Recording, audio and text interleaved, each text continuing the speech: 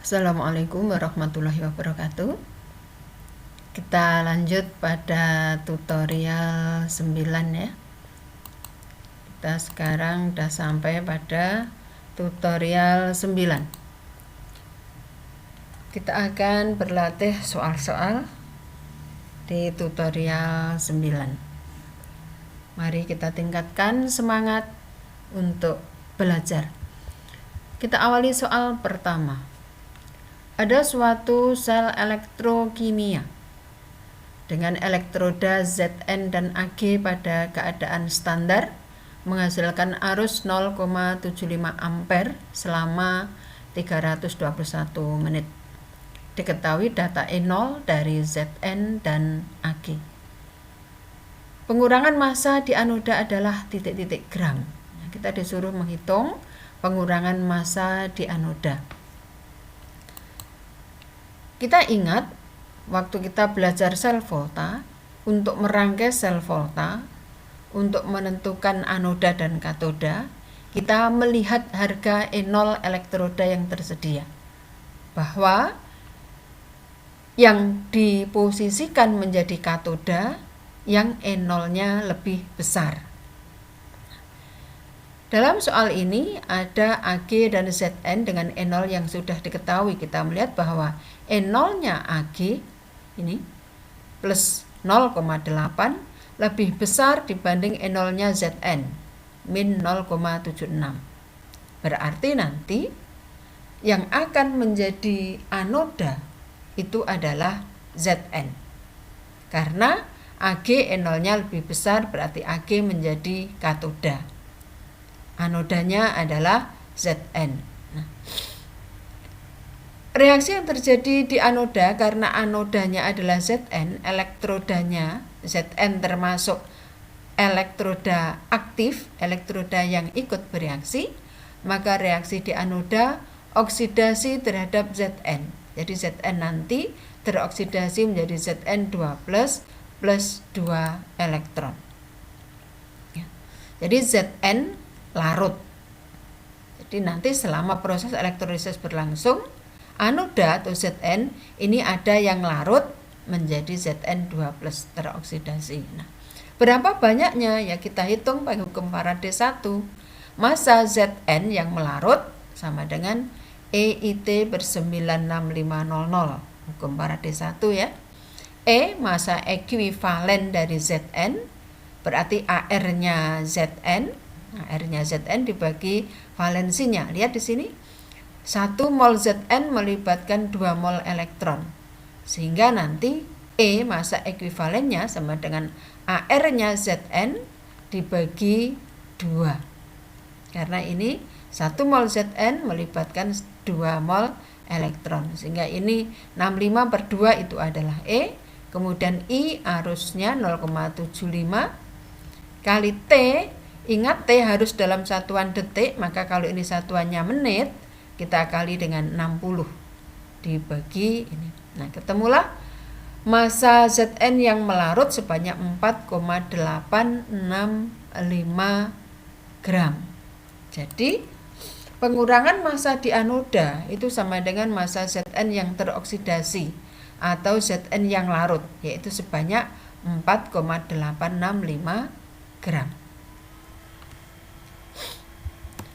Soal yang kedua. Diketahui potensial standar beberapa sel volta ya. Diketahui di sini ada 3 E0. Potensial standar sel untuk rangkaian yang dibentuk oleh anoda P dan katoda S ya. P2+ di anoda dan S2+ menjadi S di katoda adalah titik-titik. Nah, potensial standar. Bagaimana cara kita mengerjakannya? Kita bisa menyusun ya, kita menginginkan ada reaksi P, ada oksidasi P menjadi P2+ di anoda dan S2+ menjadi S di katoda. Nah, sekarang kita lihat di sini ada P2+ di sini ya. Nah, sehingga kita akan bisa nyusun. Nah, kita menginginkan itu, maka kita butuh P menjadi P2+ di anoda. Kita menemukan di sini ada ya. Maka ini kita ambil. Sama ketika kita mengerjakan entalpi ya, delta H itu. Kita menemukan ini E0-nya. Kemudian kita menginginkan S2+ menjadi S di katoda, di sini ada.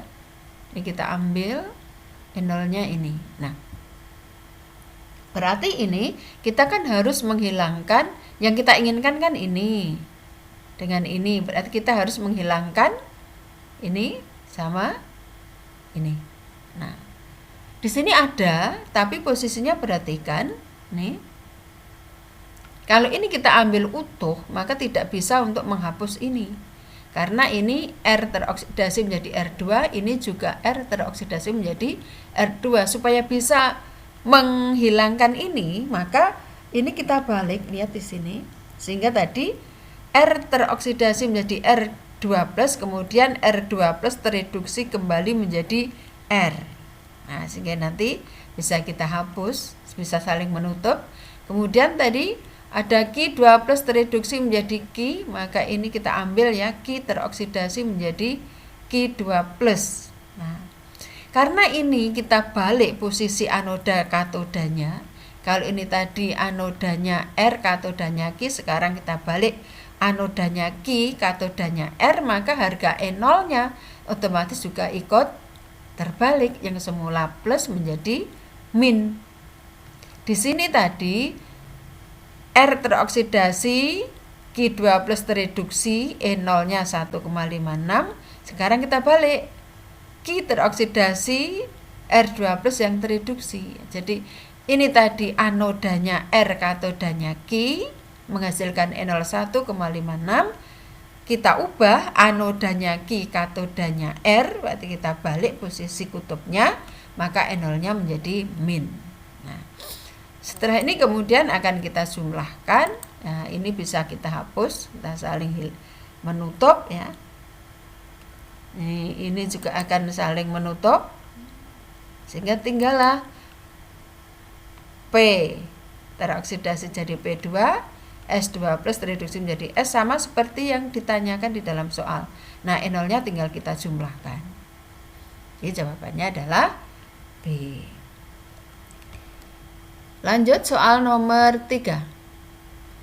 Ada struktur molekul PVC, polivinil klorida, suatu polimer ya. Struktur polimer ini dinyatakan dengan rumus ini N kali. Jadi rantainya itu sebanyak N kali dari rantai kecil ini, dari monomernya ini. Larutan yang mengandung 12,5 gram bahan tersebut dalam 500 gram benzena mendidih pada suhu 80,11. Jika harga Kb 2,5 dan titik didih benzena 80,1, maka harga N adalah. Jadi ini adalah penerapan sifat koligatif larutan. Tapi di sini pelarutnya bukan air melainkan benzena. Sehingga harga Kb-nya juga akan berbeda dengan Kb pelarut air. Nah, dari soal sifat koligatif ini kita nanti akan bisa mencari ya.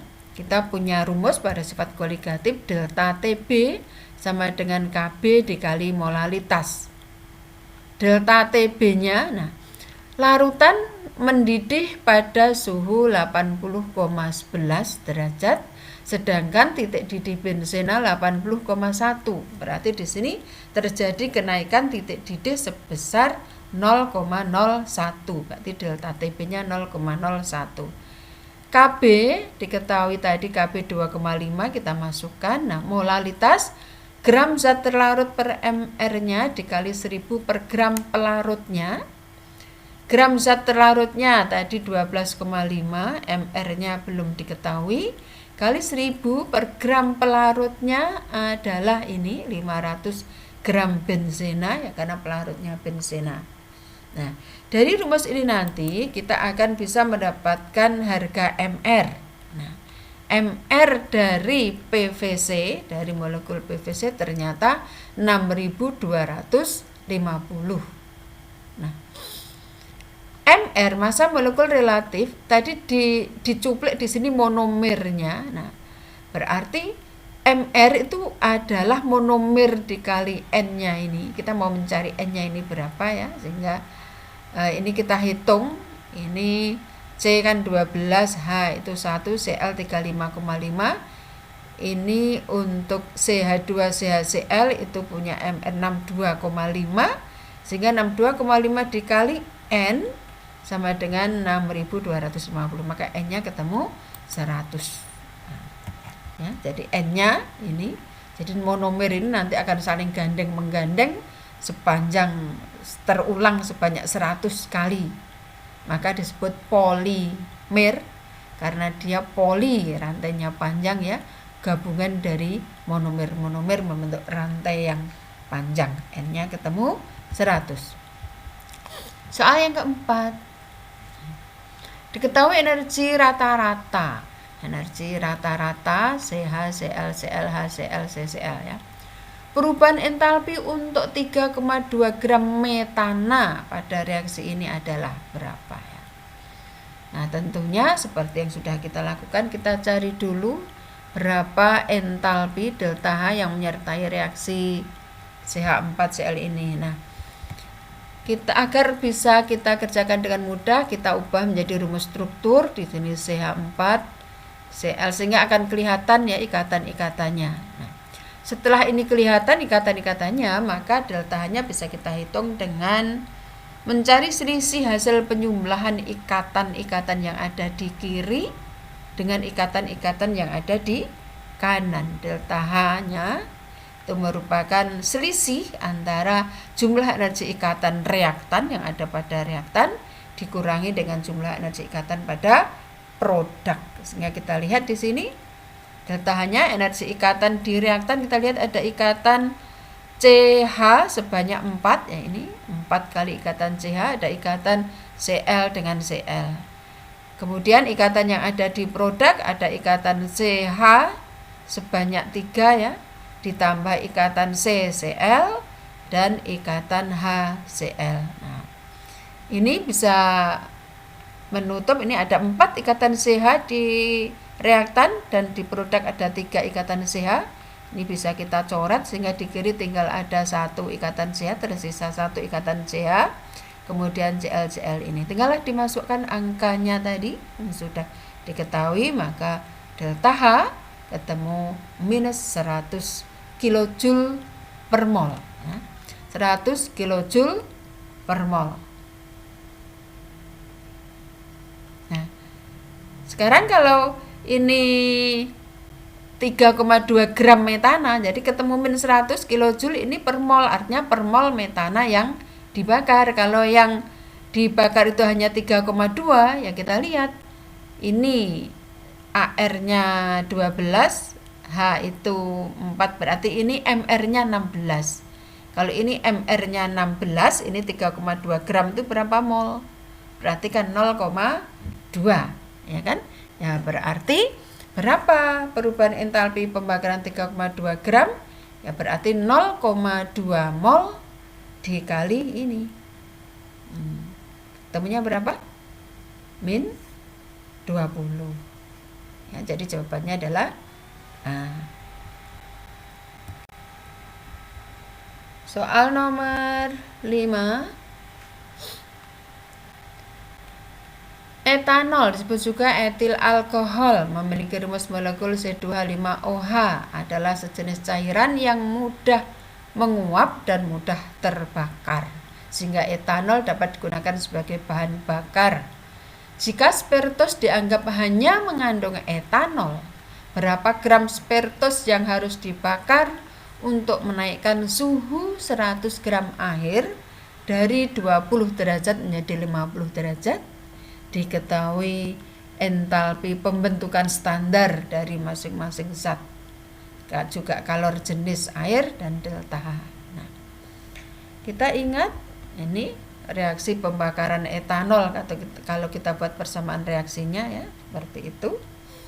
Di sini ada data entalpi pembentukan. Ingat bagaimana menghitung entalpi reaksi bila ada data entalpi pembentukan ya. Entalpi suatu reaksi sama dengan jumlah entalpi pembentukan produk dikurangi jumlah entalpi pembentukan reaktan. Berarti ini delta H reaksi ini sama dengan entalpi pembentukannya 2 CO2 plus 3 H2O dikurangi entalpi pembentukannya C2H5OH dan 7/2O2. Nah, ini tinggal kita masukkan angkanya.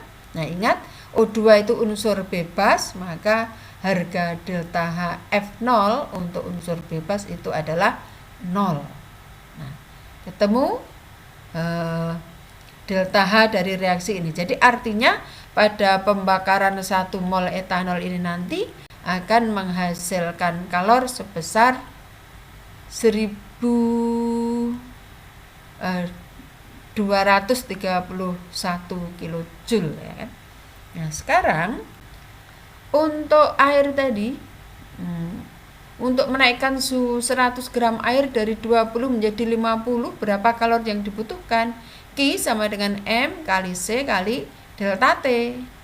100 gram dikali kalor jenisnya 4,2 joule per gram Kelvin kali delta T kenaikan suhu dari 20 menjadi 50 kali 30. Ternyata kalor yang dibutuhkan 12,6 kilojoule. Kalau 1 mol alkohol dibakar menghasilkan kalor sekian, sementara ini hanya dibutuhkan kalor 12,6 kilojoule, berarti berapa banyak ini alkohol yang harus dibakar? Nah, berarti etanol yang harus dibakar sama dengan ini per ini ya kan, dikali 1 mol. Terus dijadikan gram berarti dikali mR-nya etanol. Ya, kali mR etanol ketemu 0,47 gram. Demikian untuk pertemuan kita kali ini. Kita